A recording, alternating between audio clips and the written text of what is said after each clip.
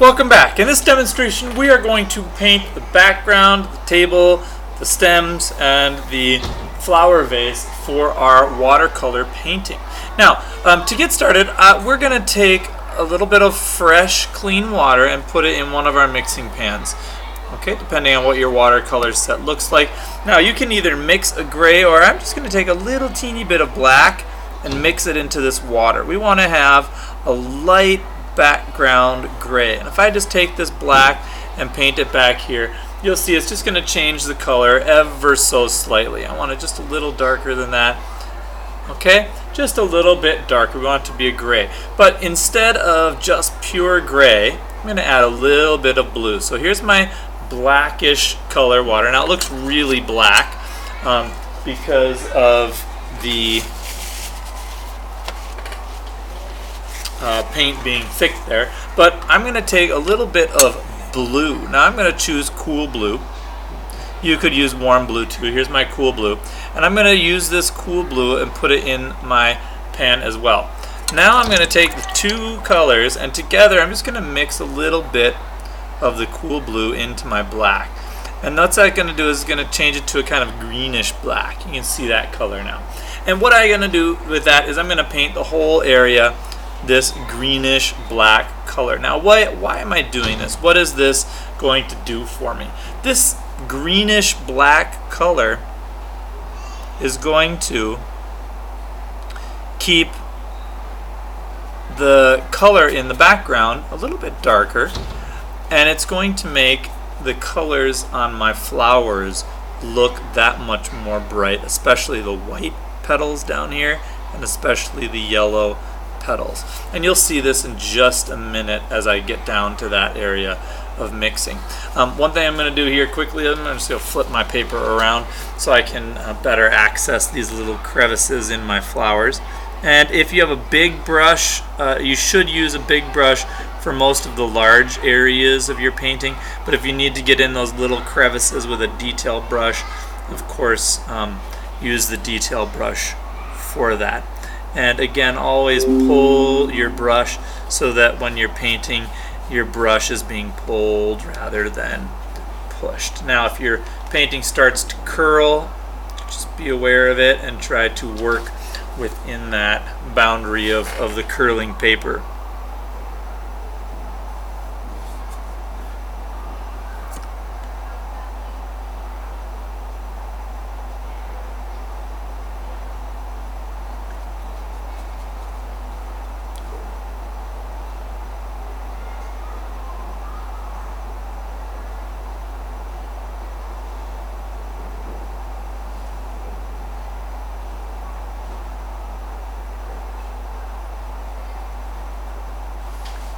Okay, and if for whatever reason your painting starts to get dark one place or another, you can always dry your brush out and pull that paint and soften the edges.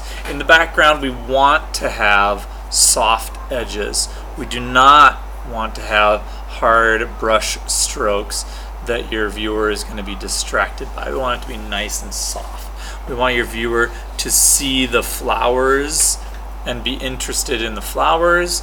We do not want them to be drawn to the brush strokes in the background. So try to use your watercolors in that way that the background is soft and gentle, and that it is not hard and brush strokey.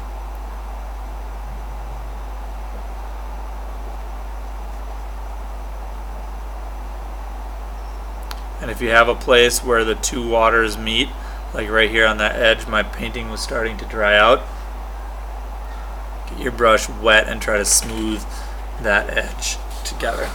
Okay? Now I'm going to turn my paper around one more time and turn it horizontal like this so I can kind of get into these little crevices here. And notice I'm using a big brush. If you have to, again, switch to a small brush for these small details or small areas, by all means, Mr. George, Mr. Lundgren, substitute teacher, whoever's in the room, make sure you give the students a detail brush so that they can be accurate with their painting.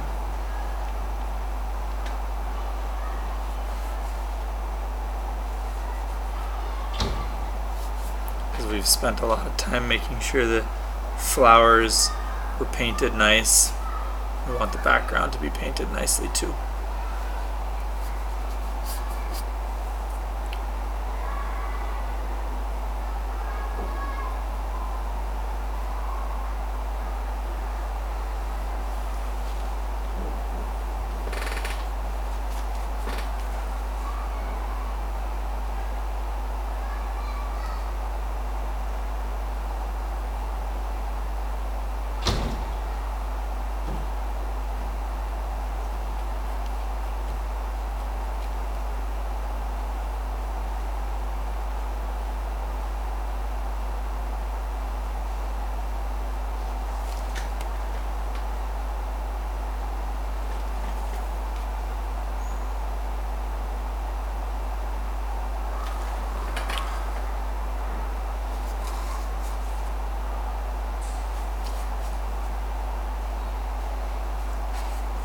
Okay, so there's my background. Nice, even, kind of bluish gray color. Now, for the flower vase, I'm going to set my big brush aside. I'm going to use my small brush and get some cool yellow over here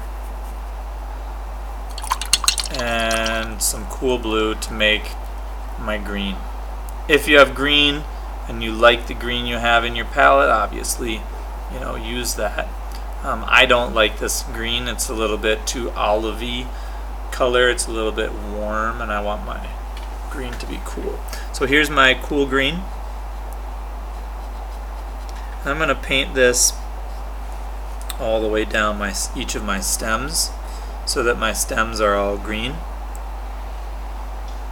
Then we'll go back in just a second and talk about how to paint the water.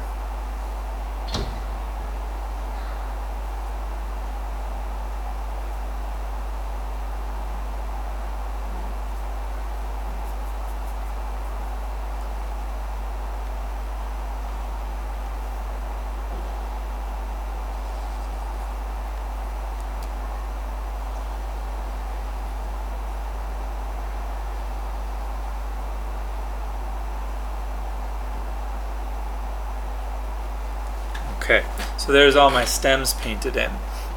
Now what I'm going to do is I'm going to get my cool blue again over here. Gonna get some water in it so it's nice and thin, so it's not too dark. And I'm going to paint my water in. Now I'm going to skip a little place right there and a little place right there for the shine on the water, the glass. Okay, so I'm going to paint everywhere else around that, and I'm going to just paint right over the stems, so that they look a little different than the pieces up at the top.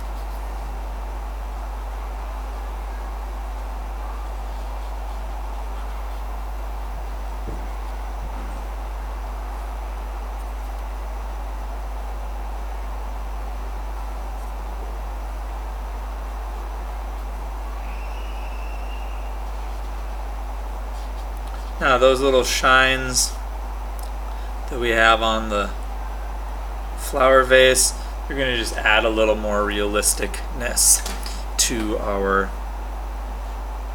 painting. Okay, now we've got that glass container that we need to deal with. We're going to take a little bit of our gray, but yet make it a little bit more bluish.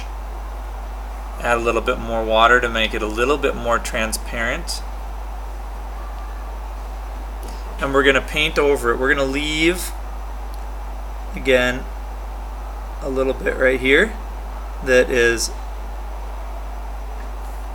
shine, and we're going to leave a little bit right there that's a shine. Okay, I'm going to paint over this part.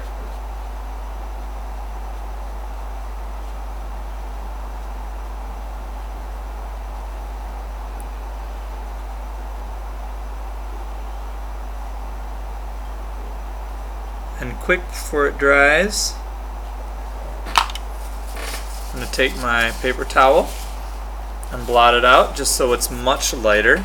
And you'll see that now that I've blotted that piece out, it's much lighter than the bottom, so it almost looks like it's more transparent. So it's just a very faint color on there.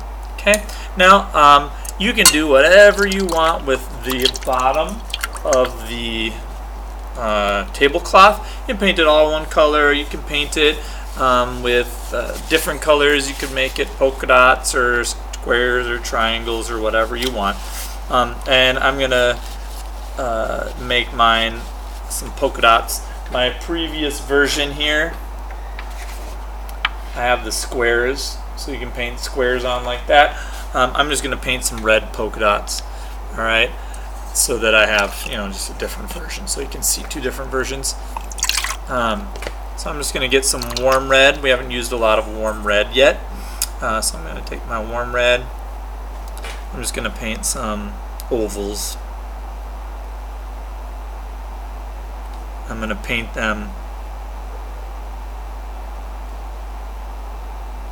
in a pattern, kind of like you would paint the pattern of a tablecloth, like the one with the rectangles is painted.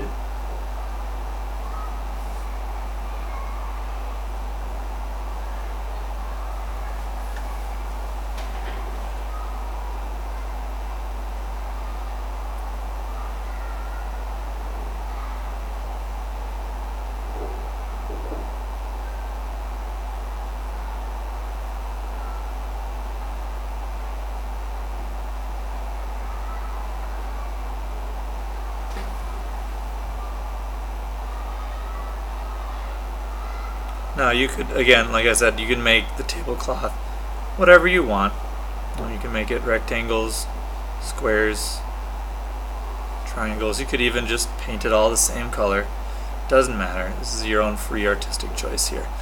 I'm just trying to do something a little different so you can see maybe what something else would look like.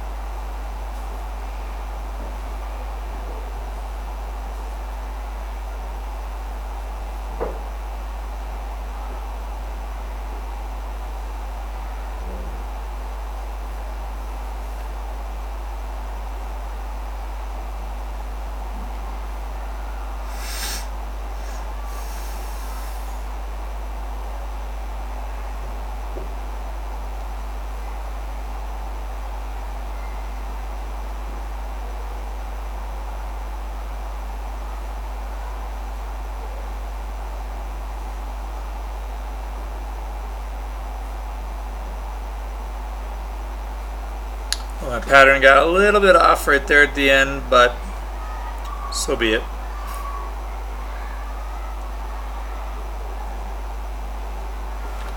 Nothing's perfect. All right, so there we go. That is how I finished the painting of the watercolor flowers in a vase.